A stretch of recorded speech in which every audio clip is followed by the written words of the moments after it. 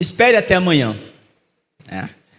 O navio a vapor América Central estava com um furo no casco, no meio do Oceano Atlântico, né? Estava afundando aos poucos. E naquele momento ali, a tripulação percebeu que o navio estava com um problema. E resolveram mandar o sinal de perigo, né? O alerta de perigo. Poucas horas depois, chegou um outro navio, se aproximou, e o capitão gritou para o navio América Central: algum problema aí?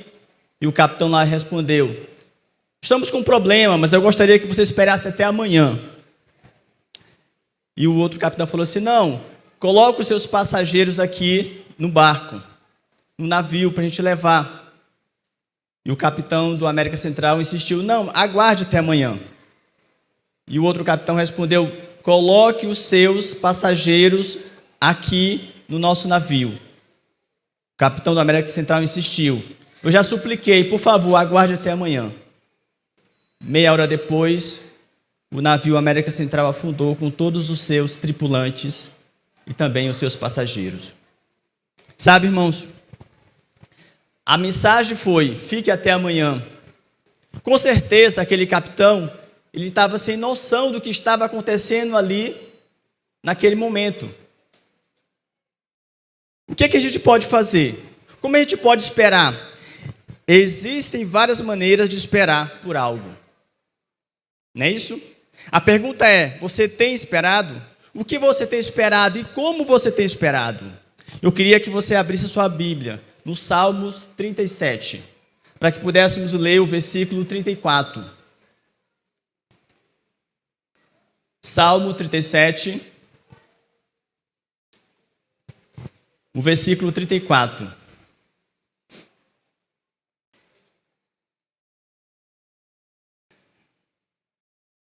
No capítulo 37 de Salmos, a gente sabe que o livro de Salmos, né, era o inário do povo hebreu. Podemos orar? Oremos. Senhor nosso Deus, maravilhoso Pai, neste momento, Senhor, estamos com a Tua palavra aberta e queremos Te pedir que o Teu Santo Espírito abra o nosso coração nesta manhã, para que possamos compreender a mensagem e principalmente colocar em prática. Tudo isso eu Te peço e Te agradeço, em nome do Senhor Jesus, amém. O verso 34 do Salmo 37 diz assim: espera no Senhor, segue o seu caminho, e Ele te exaltará para possuíres a terra. O verso do Salmo 37, verso 34, diz assim, verso 34 fala assim: espera no Senhor. A palavra espera, ela vem do substantivo esperança, que vem do latim sperare, que significa aguardar bons acontecimentos, né? Já no português, o verbo esperar dá origem ao substantivo esperança. Etimologicamente falando, esperar é fazer alguma coisa. A pergunta é: você está esperando? E como você está esperando? De que maneira você vai fazer isso, né? Aqui no verso 34 diz assim: espera no Senhor.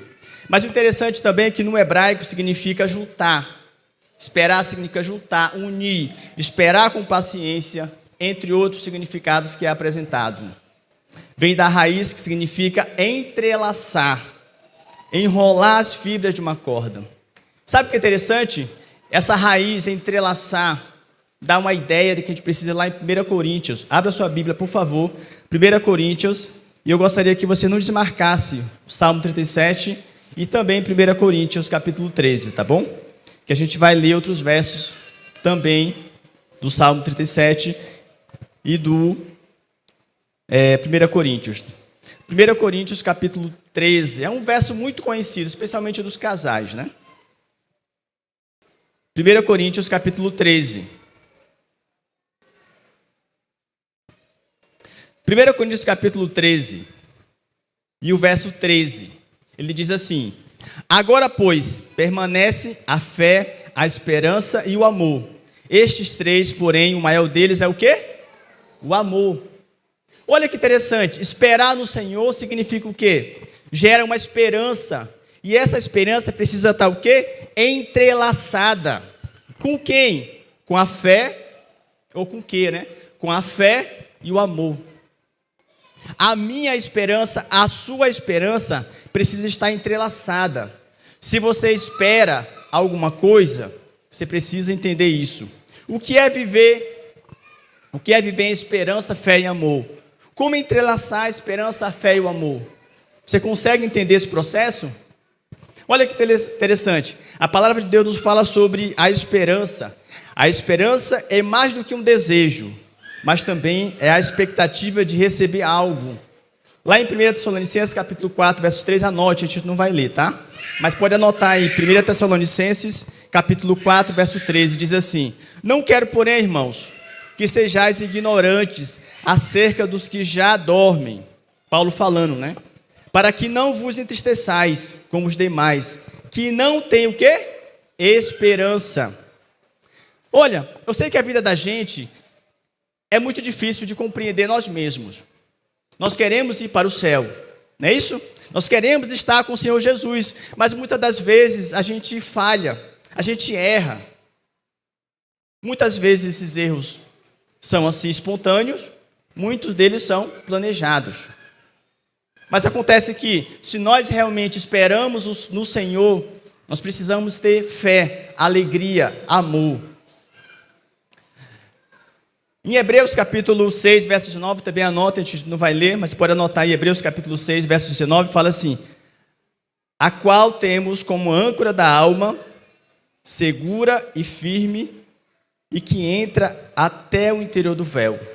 Aonde é que está a sua esperança? Aliás, a esperança deve ser a âncora para que você consiga viver bem, para que você consiga viver feliz. Irmãos, eu tenho aprendido ultimamente, na minha vida de cristão, na minha vida de pai, na minha vida de esposo, na minha vida de amigo, que muitas pessoas falam com você, mas poucas pessoas, de certa forma, amam você. É uma coisa que a gente tem que entender. Mesmo dentro do meio adventista, mesmo em meio aos cristãos. Por isso que nossa fé tem que estar focada onde? No Senhor Jesus. Por isso que nós precisamos constantemente estar voltado para a palavra de Deus, porque senão a gente faz loucura, né? Temos essa esperança como a âncora da alma, né? Em Hebreus capítulo 11, verso 1, é um verso também muito conhecido, pode anotar aí. Ora, a fé é a certeza das coisas que se esperam, a convicção de fatos que não se veem. Se você espera sem fé, sua espera é vã, sem fundamento. Não faz sentido esperar e não ter fé. É preciso que você espere com a certeza que aquilo que você pediu no Senhor vai se realizar, vai acontecer. É necessário que isso aconteça, né? Lá em Hebreus capítulo 11, verso 6 diz o quê? Sem fé é impossível agradar a Deus. É impossível agradar a Deus. Olha, você está aberto em 1 Coríntios, né? Nós vimos já sobre a questão da fé, né? Então, no verso de Salmo 37, Salmo 37, verso 34, nós vimos que o verbo esperar tem a ver com entrelaçar a fé e o amor. 1 Coríntios capítulo 13, verso 1 e 2, você pode acompanhar aí. Ainda que eu falasse a língua dos homens e dos anjos, se não tivesse amor, seria como o metal que soa, ou como o sino que retine. Ainda que eu tivesse o dom de profecia e conhecesse todos os mistérios e toda a ciência, ainda que eu tivesse toda a fé, de maneira tal que transportasse os montes, se não tivesse amor, nada seria. Então a sua esperança, elas têm que ter uma esperança com fé, e principalmente com amor. Eu pergunto para você nessa manhã, você tem esperado? Você tem entrelaçado a sua esperança na fé e no amor? Porque se você não tem feito isso, você está perdendo o seu tempo. Se você não tem esperado com fé e com amor, e como é que é esse amor? O próprio 1 Coríntios capítulo 13, verso 4 a 7 responde: o amor é paciente. Como é que está a sua paciência? ele é benigno. Você está fazendo bem para as pessoas? O amor não arde ciúmes, não se ufana, não se ensoberbece, não se conduz inconvenientemente, não procura os seus interesses, não se exaspera, não se ressente do mal, não se alegra com a injustiça, mas regozija-se com a verdade. Tudo sofre, tudo crê, tudo espera, tudo suporta. João 3,16, que Deus amou o mundo de tal maneira que deu seu único Filho, para que todo aquele que nele crê não pereça, mas tenha a vida eterna. Aí está o maior amor dado a um ser humano. O próprio Deus, hoje na lição nós estudamos, sobre a missão. Deus se tornou um de nós, sofrendo as mesmas angústias, as mesmas dores, as mesmas rejeições. Mas Ele veio por amor. Eu confesso para vocês que eu não consigo entender o amor de Deus. E a senhora White fala que no céu nós iremos estudar o amor eternamente. É tão profundo esse significado do amor que nós iremos estudar isso eternamente. Porque eu jamais teria coragem de morrer por alguém, ainda mais alguém pecador, alguém que rejeita o próprio nome de Deus. Mateus capítulo 24 diz algo interessante, E por se multiplicar a iniquidade, o amor se esfriará de quase todos. Será que nós estamos vivendo um tempo do fim? Será que nós estamos realmente crentes de que nós estamos vivendo nos últimos dias da história da humanidade? Quando eu olho para esse verso de Mateus capítulo 24, o verso 12, quando a gente olha para as pessoas, quando eu olho para mim mesmo, um amor frio. Mas é interessante que o verso diz de quase todos, que o amor iria se esfriar de quase todos, não todos. Isso significa que ainda há esperança para o ser humano. Todos os dias eu tento aquecer o meu amor. Não é uma tarefa fácil, mas eu busco aquecer o meu amor. É uma luta que a gente trava com nós mesmos, buscando vencer o nosso eu, querendo colocar em prática aquilo que Deus nos ensina. E muitas das vezes a gente fracassa. Muitas das vezes a gente perde. E a gente sofre. Quando eu olho para o povo de Israel, aquelas 10 pragas do Egito, e logo em seguida, fazendo um bezerro de ouro, adorando, a gente critica. Mas como é que pode 10 milagres aconteceram diante dos olhos deles, e mesmo assim eles ainda fazem um bezerro de ouro para adorar? Porque se meu coração não tiver com um amor verdadeiro, eu não vou fazer a vontade de Deus. Mas o verso 13 de Mateus 24 diz: aquele, porém, que perseverar até o fim, esse será salvo. Voltemos lá para o capítulo 37, por favor. Eu quero ler com vocês o verso 3, o verso 4, o verso 5 e o verso 7. Olha o que diz o verso 3. Confia no Senhor e faz o bem. Habita na terra e alimente-te da verdade. Confia no Senhor e faz o bem. É tão fácil falar, confiar no Senhor. É muito fácil. Eu gosto de dizer assim: olha, eu sei resolver o problema dos outros. Você tem problemas? Quem é que tem problema aqui? Eu consigo resolver o teu problema. Sabe, a gente tem a mania de dar bons conselhos para as pessoas. Não que isso seja errado, mas quando é a nossa vez, a gente não consegue botar em prática aqueles bons conselhos que a gente dá para as pessoas. Não é interessante isso? Irmãos, eu me batizei em 2004, dia 25 de dezembro de 2004. Pastor Fernando Lima, muito querido, por essa igreja. É um pastor fantástico, Logo em seguida, no ano seguinte, eu passei a ser ancião de igreja. E passei 17 anos como ancião de igreja. Fui primeiro ancião, fui diretor jovem por várias vezes, fui desbravadores, associado desbravadores. Eu fui até diretor do departamento infantil. Fui, irmã. Nenhuma das mulheres lá, as mulheres da minha igreja, né, que eu estava frequentando, não queriam. Falei, pastor, pode um homem? O pastor, pode, então coloca o meu nome aí. Se for por causa de alguém dirigindo o departamento infantil, eu coloco o meu nome. Já estava no final, perto da grande comissão já. E passei uns 4 meses como diretor do departamento infantil. Porque me dói, irmãos. Quando chega na hora da escolha, que vai acontecer recentemente, né? Coloca o nome do irmão, fulano.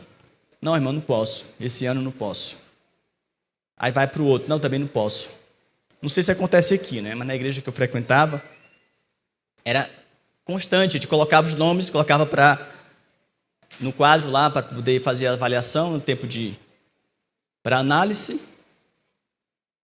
Muita gente desistia. Mas o verso 4, vamos ler o verso 4. Agrada-te do Senhor, e Ele satisfará os desejos do teu coração. Agrada-te, deleita-te no Senhor. No verso 5. Entrega o teu caminho ao Senhor, confia nele, o mais Ele fará. Um verso muito conhecido dos jovens, né? E o verso 7. Descansa no Senhor e espera nele. Ah, irmão, descansar no Senhor e esperar. Né? Como é difícil descansar e esperar no Senhor. Quero esperar o meu tempo. Tempo de Deus. Irmãos, no dia 1º de dezembro de 1958, um incêndio começou em uma escola em Chicago, Estados Unidos, e rapidamente tomou conta da escola. E 36 crianças ficaram presas numa sala do 1º andar em chamas. Todas que puderam sair, saíram. As escadas estavam tomadas pela chama e a fumaça. As saídas de emergência estavam emperradas. 36 rostinhos de crianças assustadas, presas no 1º andar, com os rostinhos colados na janela de vidro de uma escola. O corpo de bombeiro ainda não tinha chegado. Não havia policiais por perto. Ou seja, o resgate parecia impossível. Mas um homem chamado Mike Spacey vivia a 2 quarteirões da escola, abaixo da escola. Quando ele viu as chamas, ele correu para lá. Naquela manhã, não era uma rotina dele, uma rotina de policial ou de bombeiro. Ele foi impulsionado por um outro sentimento para chegar àquela escola. E ao chegar, ele gritou para as crianças: quebrem o vidro. As crianças conseguiram quebrar o vidro. Mark Spacey era um homem alto, forte, musculoso.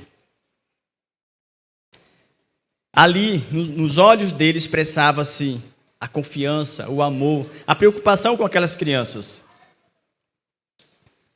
Mark Spacey gritou: pule que eu pego vocês. E ali, uma a uma, daquelas crianças começaram a pular. E ele pegava aquelas crianças e depositava no chão, uma a uma. 35 crianças conseguiram pular, mas teve uma que ficou com medo. E Mark Spacey gritava para aquela criança: pule, pule que eu te pego, não tenha medo. A professora gritava: pule, Mike, era o nome dele. Pule, Mike. E Mike olhava para baixo e dava um passo atrás. Os coleguinhas gritavam: pule, Mike, nós conseguimos, você também vai conseguir. Mas Mike olhava para baixo e ficava com medo e voltava, recuava.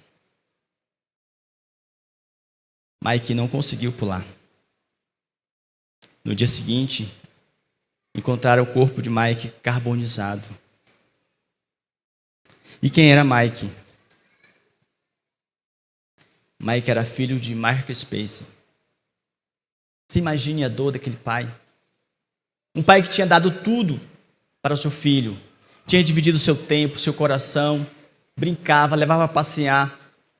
É por isso que ele estava lá naquela escola, porque ele viu as chamas, ele viu que era a escola do filho dele.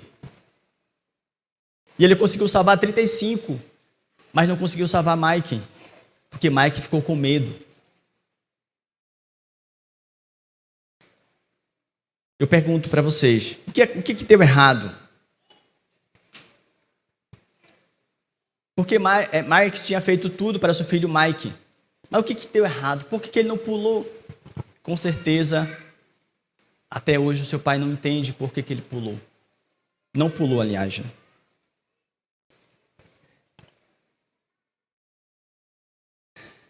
Sabe? Mike ficou com medo de pular. Tudo que o seu pai queria, porque ele gritou, ele chorou, ele suplicou para que seu filho pulasse.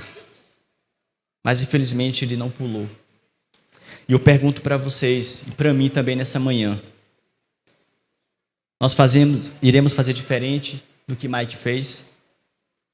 Nós iremos pular nos braços do Pai, com fé, esperança e amor, ou esperança, fé e amor? Ou nós ficaremos com medo das chamas assassinas que Mike teve? Ou nós iremos dar um passo atrás, ou iremos avançar para estarmos justamente nos braços do Pai? Porque é isso que Jesus quer que cada um de nós façamos. Que pule sem medo. Não importa a altura, não importa as chamas que a vida apresenta, a gente precisa pular. A gente precisa confiar. A gente precisa esperar no Senhor com fé e amor. Ou pelo contrário, nós iremos ficar nesse mundo de pecado. Eu queria convidar aqui o Herbert para louvar o nosso Deus nessa manhã. Após o Herbert cantar, eu irei fazer uma oração. E eu gostaria muito de pedir algo para vocês muito especial. Sempre que eu prego e faço apelo, geralmente todo mundo levanta. Mas eu gostaria que você se levantasse se realmente você foi tocado pelo Espírito Santo. Não levante porque o seu colega do lado levantou, ou porque você viu alguém da frente levantando. Pule somente nos braços de Jesus se você realmente confiar nele nessa manhã, se você desejar confiar, ou se você já confia. Mas faça isso por você mesmo. Tem um verso de Lucas 23 que eu gosto muito de refletir nele. Jesus carregando uma cruz pesada, indo para ser crucificado. E quando Jesus ele olha, vê umas mulheres gritando, chorando, batendo no peito, se lamentando pela morte de Cristo. E Jesus, naquele cansaço, tinha passado a noite apanhando, não tinha dormido nada, estava exausto. Mas sabe o que é interessante, irmãos? É que Jesus ele para, mesmo cansado, mesmo ensanguentado, carregando uma cruz pesada que não era para ele. Ele para e olha para aquelas mulheres e fala assim: mulheres samaritanas, mulheres de Samaria, não chore por mim, chore por vós mesmos, chore por vocês, chore pelos seus filhos, não chore por mim. Sabe o que Jesus está dizendo para aquelas mulheres? Eu estou fazendo a minha parte, a parte mais difícil eu estou fazendo, que é morrer pelo pecado da humanidade, pelo seu pecado. Então não chore por mim, porque eu vou vencer. Jesus tinha plena confiança no Pai. É muito interessante esse verso, porque ele para, mesmo cansado. Iremos ouvir a mensagem musical. Reflita no que eu acabei de falar.